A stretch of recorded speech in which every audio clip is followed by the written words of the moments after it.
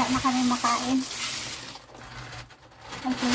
Nagkuha na ako ng ano to?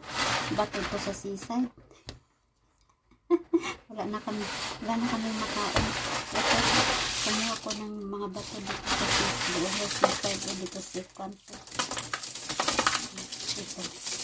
Ito nilulutuin ko.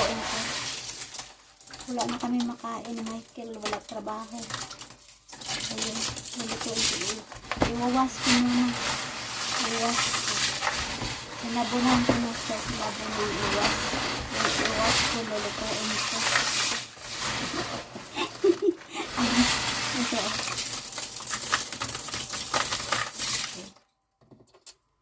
Lutuin ko. Ayun.